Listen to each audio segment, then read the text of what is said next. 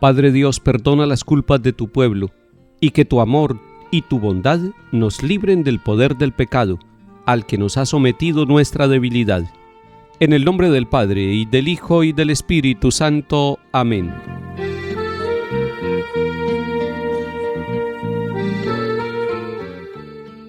Lectura del profeta Ezequiel, capítulo 37. Esto dice el Señor Dios: recogeré a los hijos de Israel de entre las naciones a donde han ido, los reuniré de todas partes para llevarlos a su tierra. Los haré una sola nación en mi tierra, en los montes de Israel. Un solo rey reinará sobre todos ellos. Ya no serán dos naciones, ni volverán a dividirse en dos reinos. No volverán a contaminarse con sus ídolos, sus acciones detestables y todas sus transgresiones. Los libraré de los lugares donde habitaban y en los cuales pecaron. Los purificaré, ellos serán mi pueblo y yo seré su Dios. Mi siervo David será su rey, el único pastor de todos ellos. Caminarán según mis preceptos, cumplirán mis prescripciones y las pondrán en práctica. Habitarán en la tierra que yo di a mi siervo Jacob, en la que habitaron sus padres. Allí habitarán ellos, sus hijos y los hijos de sus hijos para siempre, y mi siervo David será su príncipe para siempre. Haré con ellos una alianza de paz, una alianza eterna. Los estableceré, los multiplicaré y pondré entre ellos mi santuario para siempre. Tendré mi morada junto a ellos, yo seré su Dios y ellos serán mi pueblo. Y reconocerán las naciones que yo soy el Señor, que consagra a Israel, cuando esté mi santuario en medio de ellos para siempre. Palabra de Dios, te alabamos, Señor.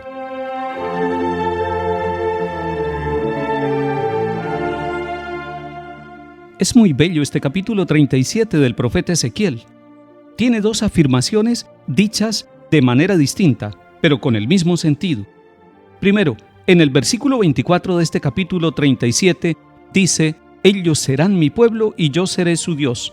Más adelante en el versículo 27 va a decir, al contrario, yo seré su Dios y ellos serán mi pueblo. Algunos dirán, este es un pequeño cambio, no tiene nada de significación, no tiene nada de sentido. Pero sí tiene mucho sentido. Ellos serán mi pueblo. Es que Dios está construyendo un pueblo. A ese pueblo lo recoge, lo reúne, lo hace una sola nación. Será una nación que se convierte en signo para todas las naciones por su unidad. Será una nación con un solo rey. Y será un pueblo que no volverá a dividirse en dos naciones.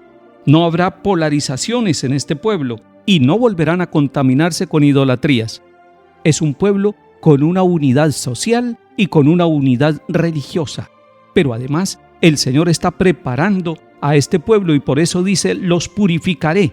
Y cuando los purifica, dice, ellos serán mi pueblo y yo seré su Dios.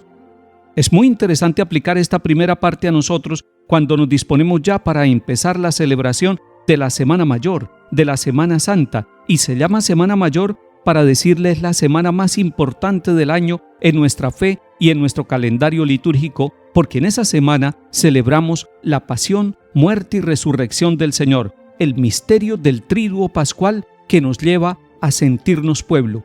Si el Señor nos purifica, si el Señor nos reúne, si el Señor nos da la unidad, si el Señor rompe todas las divisiones, todos los malos tratos, todas las violencias, todas las injusticias y todas las guerras que nos llevan a dividirnos, entonces seremos el pueblo de Dios.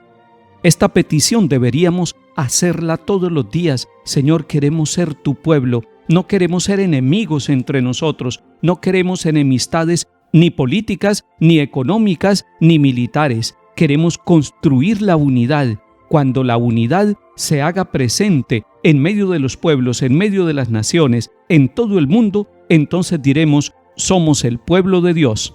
Más adelante en el versículo 27 nos encontramos con la misma afirmación, pero descrita de otra manera. Yo seré su Dios y ellos serán mi pueblo.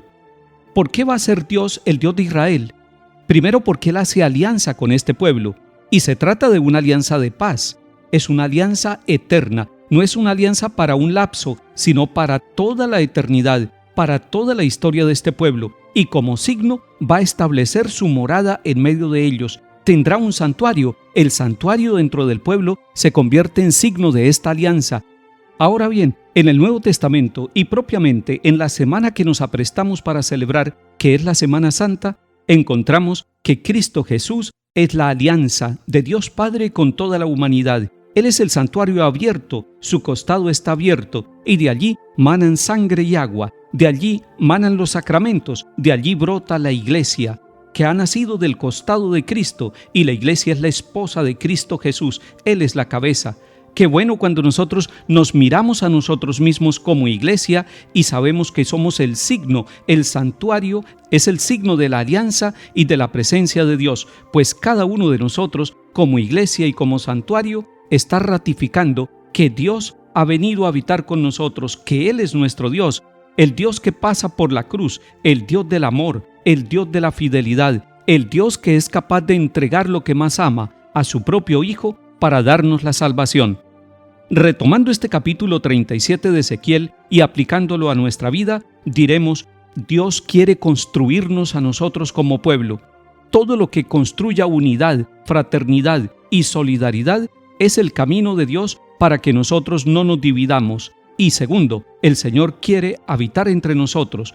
Y cuando nosotros celebramos los sacramentos, cuando nosotros nos congregamos en el santuario y cuando nos reconocemos como santuario de Dios, como templo vivo de Dios, como personas y como familia, como pueblo y como iglesia, entonces estamos abriendo las puertas de nuestra historia para que sea el Señor el que reine en medio de nosotros.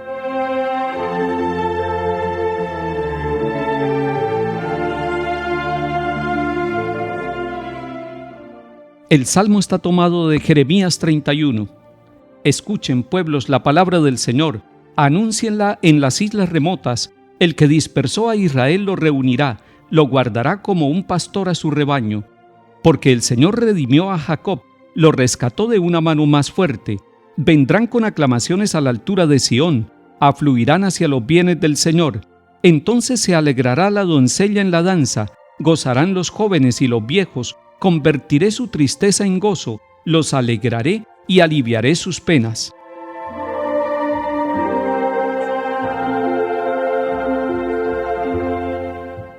Lectura del Santo Evangelio según San Juan, capítulo 11. En aquel tiempo, muchos judíos que habían venido a casa de María, al ver lo que había hecho Jesús, creyeron en él.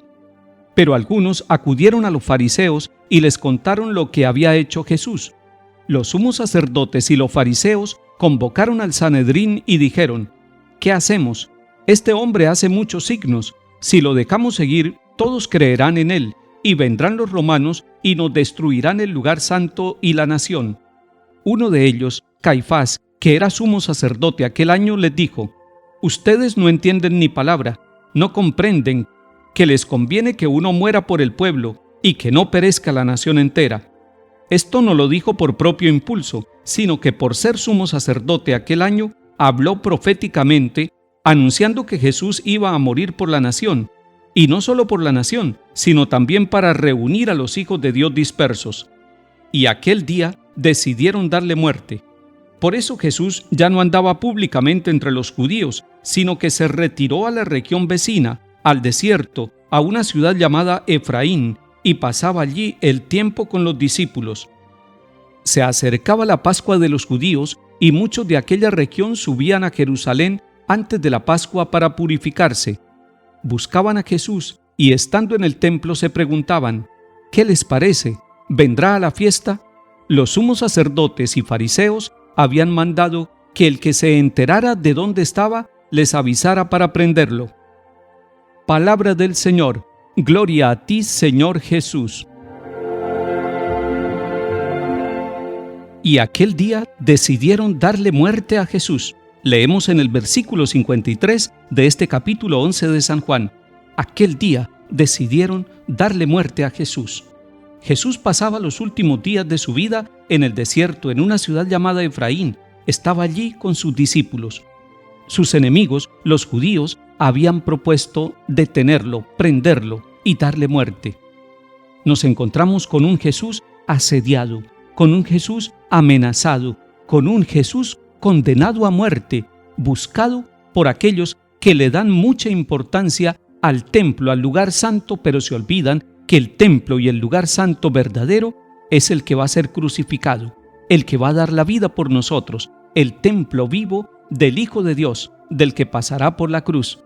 Ellos estaban diciendo que hacemos, hace muchos signos, pero se olvidan también que Cristo es el verdadero signo. Preparemos nuestro corazón.